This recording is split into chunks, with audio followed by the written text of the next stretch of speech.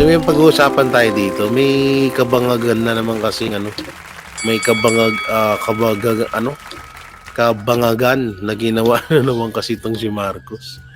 Ay nako Marcos talaga, bakit ka ganyan? Eto, panoorin natin itong mga video niya ha. O, unahin natin to. Si VP Sara nag-apologize sa mga KOJC members for asking them to vote for you. It's your prerogative. Ano daw? I still don't understand why.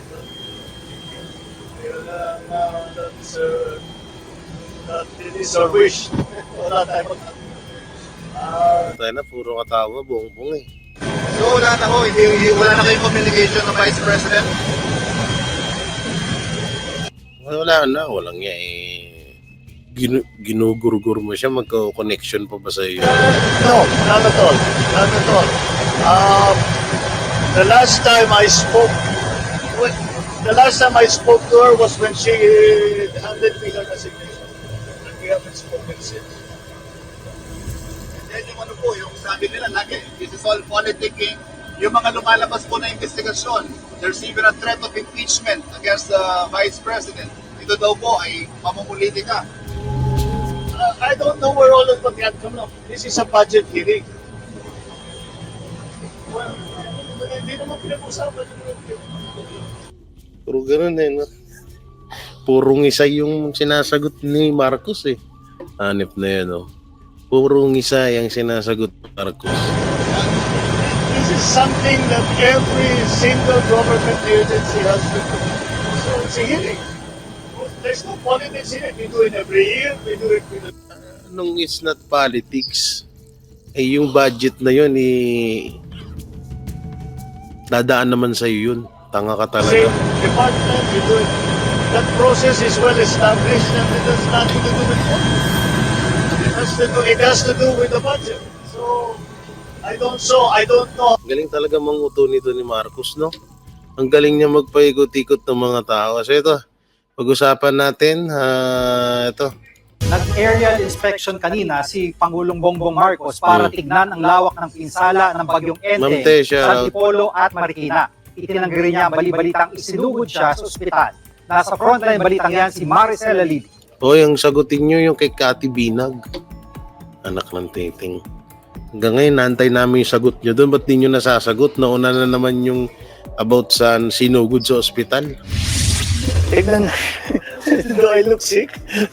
Yan ang kailangan natin bantayan. Mga fake news na ganyan. Oh, you. Ayun talaga. Dapat binabantayan mo rin yung mga network na puro fake news yung binabalita sa KOJC. Tawanan lang ni Pangulong Bongbong Marcos ang kumakalat Pinagtawanan lang. Akala siguro ni Bongbong Marcos, no? Napaka-strong, napakalakas na nung sagot niya. Pag tumawa siya, akala niya siguro napakaganda nun. GMA News nagtatanong. Mga bataan niya yan eh. Lala niya, hearing ng confidential funds out of touch sa reality. Ay, nawala si Cathy Binag sa media. Ewan ko, baka na-busy lang, pero alam ko naman, safe yan si Cathy Binag. Pero dapat yun ang unang sinasagot ni Marcos. Hindi yung about dyan sa kung ano-ano na yan. Ewan ko ba rito kay Marcos? na kwento online na nagkaroon daw siya ng medical emergency at kinailangang isugod sa ospital. Sinundan pa ito ng hashtag nasaan ang Pangulo sa kasagsagan ng bagyong Enteng.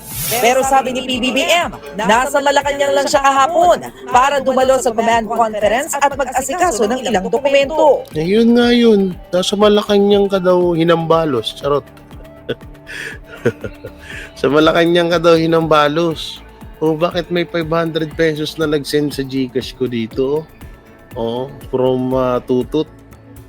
Salamat sa nag-send ng 500 pesos sa GCash. Sino kaya yun? Doon nga daw hinambalos sa Malacanang. Kaya nga narinig ng iba. Ewan ko. Grabe na mukha ni Marcos, guys, no? Ito hindi naman sa panglalait, pero pansinin nyo.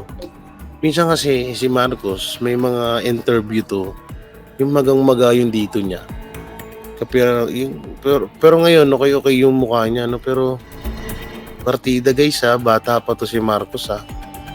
Mas dihamak na bata to kay ano. Kay PRRD. Hindi, akala ko nagsasalita na naman si Tory dun sa truck niya. Oh.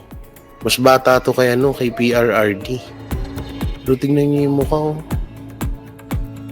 Walang ano na eh, no? Parang sobrang tanda niya na. Hindi siya pang lalait ha. Manas. O, manas daw. Sabi ni Gerald. Jay Guevara, di ako pwede magpalipad. Dito nilagay ko sa Gcash mo. Oy, maraming salamat Ma'am Tess Salcedo. Thank you. Sir Diego, shout out. Parang manas sa formalin. Visit ka talaga, Sir Diego. Jamar Viray, shout out. Kaya nga, Sir Diego eh. Ba't kaya ganyan siya, no? Okay. Kanina, personal naman siyang nagtungo sa command center ng National Disaster Risk Reduction and Management Council para alamin ang update sa epekto ng bagyong Enteng. Utos na Ina. Aalamin mo yung update sa bagyong Enteng. Lubog na yung Maynila. Hoy, lubog na yung Maynila. Anong aabangan mo sa bagyo? Anong update? Update. Ang kailangan ng tao ngayon, bakit yung bagyo yung pinoproblema mo? Dapat problemahin mo yung mga tao na naapektuhan sa bagyo. Nakanteting. Naunahan ka pa, yan na naman tayo eh. Dapat mga mainstream media, binabalitaan nyo rin yung tulong ni BP Sara. Oo, nakanteting. Buti pa si BP Sara, nakatulong na kayo, nagpaplano pa lang kayong tumulong. Nakanteting naman yan. ng Pangulo, hindi dapat makampante. Kahit kasi nakalabas ng bagyo, nagpapaulan pa rin ang trough. Huwag daw makampante dahil nagpapaulan pa rin daw yung... Huwag daw magpakampante kahit nasa labas na yung bagyo. Anak ng teting, talagang hindi makakampante yung mga tiga Luzon dahil lagi silang baha. Kasi hanggang ngayon wala pa rin yung flood control mo. Ang teting naman. Puntot nito, pati na ang hangin habaga. We have to watch what's coming. Wow, Kasi kung sisimulan natin yung yung ano, rebuilding tapos masisira lang, napakasayang naman. So we have to be a little more a little more time. Anak ng teting. Lunod na yung mga bubong dun sa Maynila. Little more time pa gusto mo. yun na nga, dynamic in our analysis Dynamic to analysis daw. Grabe for this so that ma-maximize naman natin ang mga resources natin.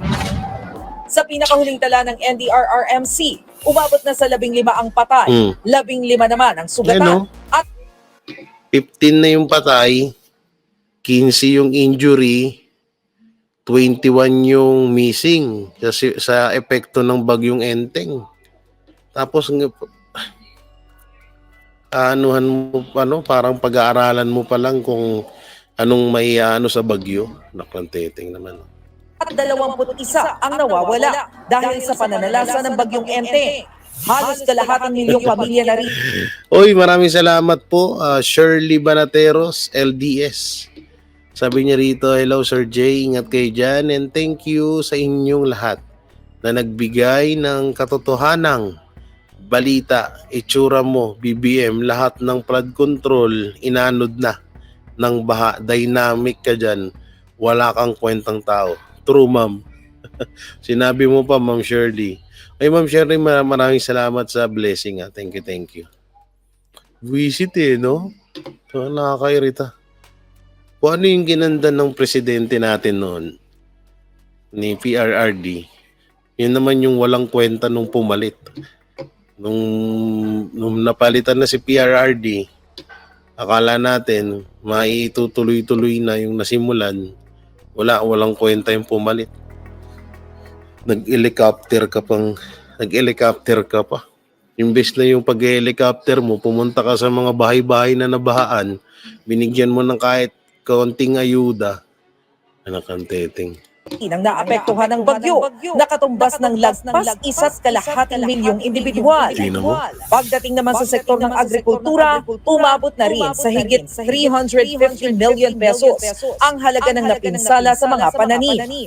Nagpaliwanag naman ang Grabe, Pangulo basura, oh. kung bakit nahuli silang magsuspinde ng pasok sa klase at trabaho nung bagyo. To, grabe. Masyado raw kasing mabilis nagbago ang lagay ng panahon, kaya umaga na sila Tambakers. nakapag-abiso.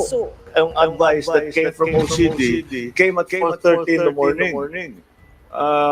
So naghabol kami para makapag-advise. But Naghabol daw sila. Saan? Anak ng titing. Nagsisigawan na nga yung mga tao sa Luzon eh. Asan na ba yung tulong mo? Naghabol. we'll just do our best. I mean, it's... Wow, do your best. Meteorology is not an exact science. Ano Para daw? masabayan ang nagbabago. I have to bangag talaga. Oh. Nakakatawa ka pa niyan.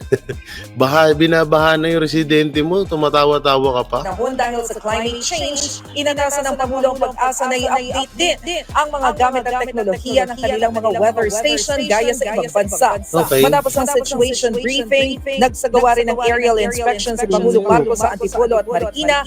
Ang hilig talaga nito sa high, no? La, may echo? Anak ng teting, may echo na naman tayo, guys. Ito mahirap eh. May echo? Talagang may echo ba ang audio mo, Jay? Wait lang, ayusin natin. May echo na naman. Ito talaga, oh. System. Yan. Tingnan natin, ha, oh. Ilang sa mga matinding sinalanta ng Meron na. bagyo. Meron pa rin. Nagbabalita mula sa frontline. Maricel Halili, News 5. Mga kapatid, Di wow. Di wow. Okay naman. Okay naman daw. May echo, Jay. May echo? Yap, may echo. Wait lang. Ayusin natin.